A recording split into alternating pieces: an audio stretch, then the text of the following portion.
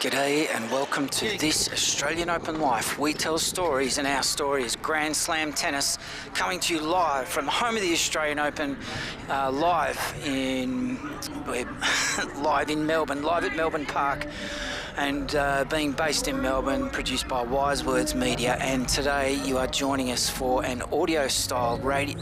You are joining us, let me get that right. You are joining us for an audio only radio style commentary.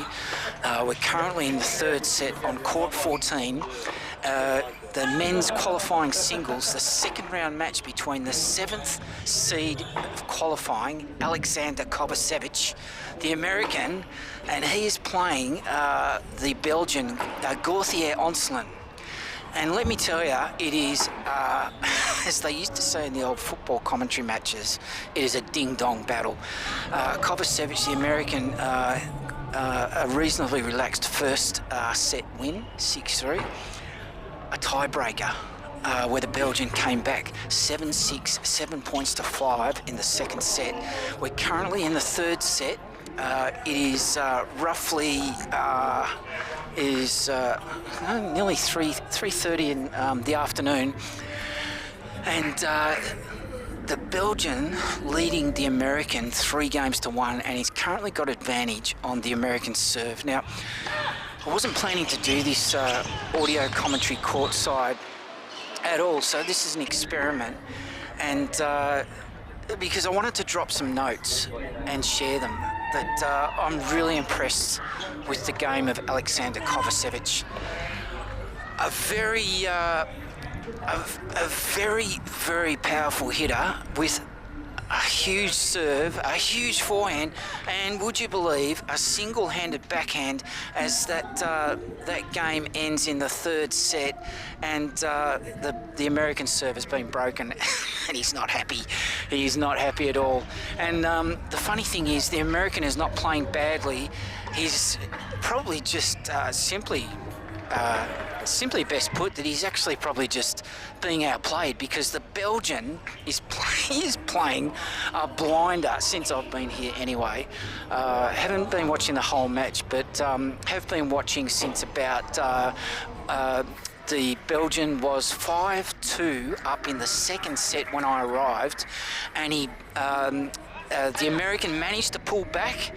Got up to 5-3, I think it was, and obviously got it back to the tiebreaker, and he was in it, and he was just mere points away from taking the match, the second set and the match.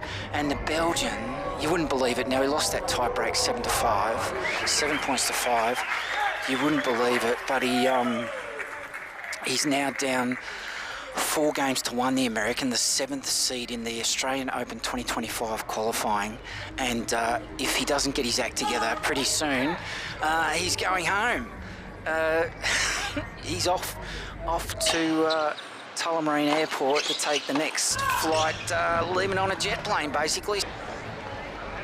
So stick around with this Australian Open Life. We hope you enjoyed this episode of the Spotlight series. We're shining a spotlight on the rising Australian stars at the Australian Open 2025, the wildcards. And that's what we love at this Australian Open Life. We like seeing, keeping track of the players who are coming through. Coming to you live from the home of the Australian Open at Melbourne Park, produced by Wise Words Media. This Australian Open Life, we're based in Melbourne, Australia, bringing you the sights, sounds, summer of tennis, and all things Melbourne, all things Australian Open 2025. Don't go away, we'll be right back. Do you know what's happening here? Why is it rotating? They're setting up the Australian Open, which qualifying is this week. So they're setting up the entrance. The tournament starts on Sunday, and they've got a lot of forklifts and heavy vehicles. They're moving really big equipment up and down. So every time they send a forklift down, they have to block the pathway. So for your safety, and as long as it takes for them to do what they've got to do, and then they'll open it back up again. And you can walk straight down to the tram and you can catch the tram to Richmond Station or back into the city. So we're actually going to Australian Open. So do you know how long like that? Here you go. Oh, Yeah. we'll just go down. Yeah. Oh, no one. Good luck. All the best.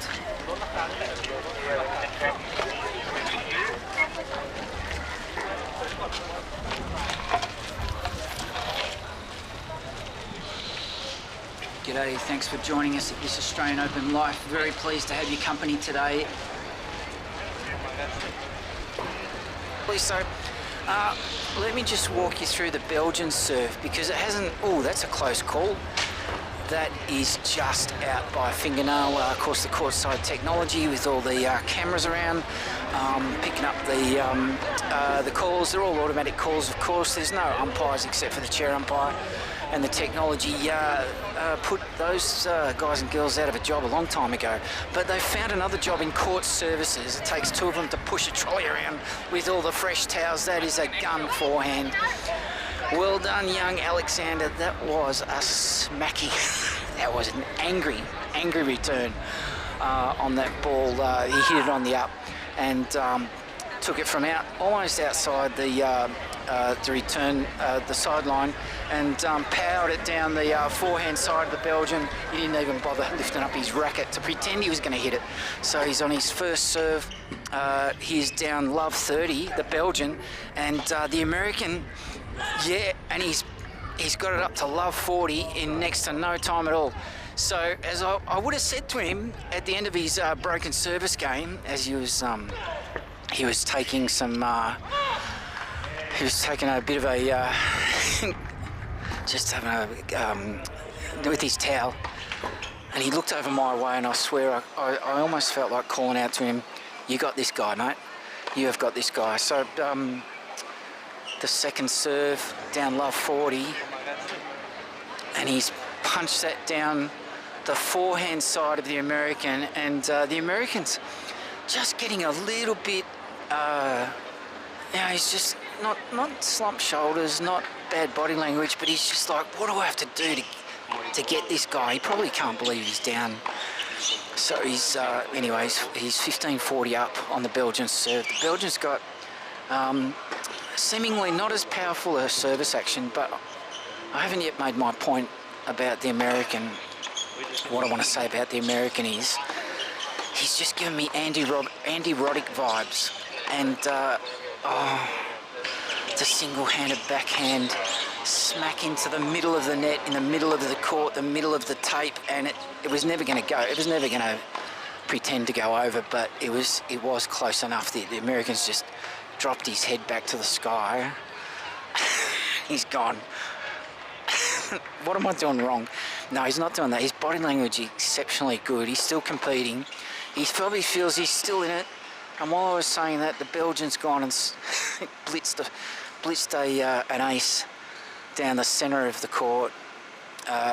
Nice serve on the first serve. So, but the American, I want to recommend you get on this guy, even if he goes out of the Australian Open here and the 7th seed. The American Alexander Kovacevic.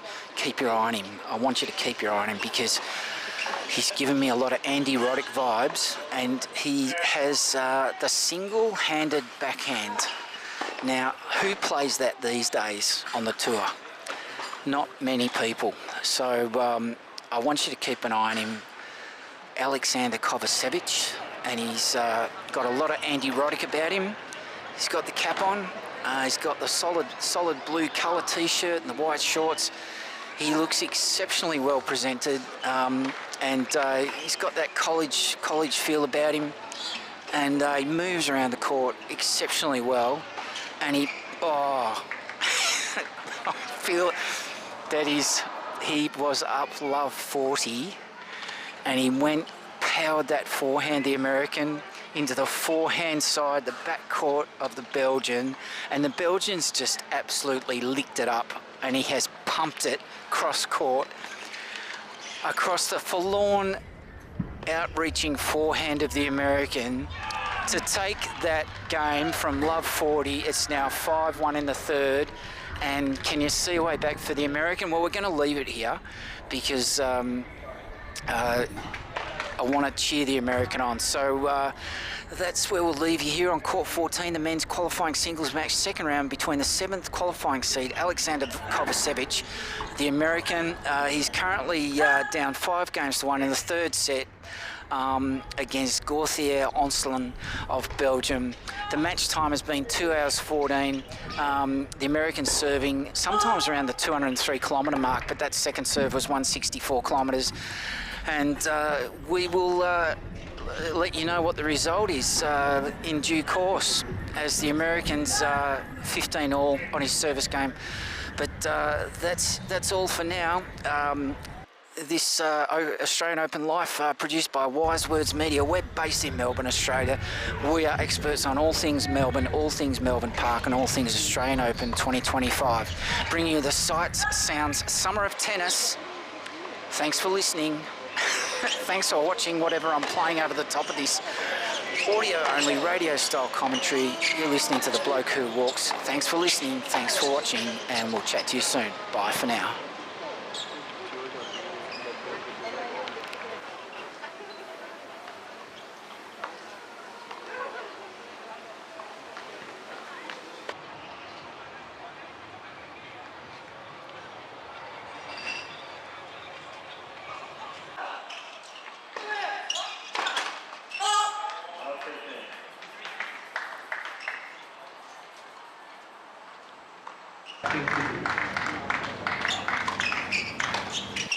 Hang on a second, did we say there's other information about ground passes? Yes, there is.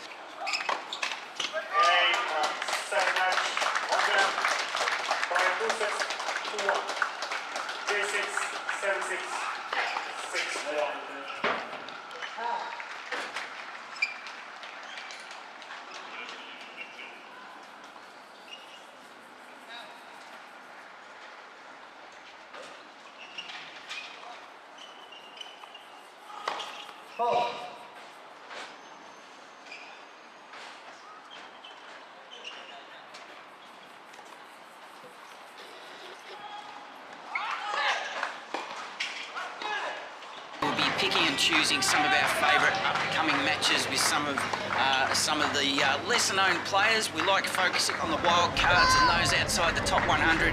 The qualifiers, those that get through, and we like following the lesser-known players and bringing a little bit of colour to the Australian Open for you. Thanks for listening, thanks for watching, and bye for now.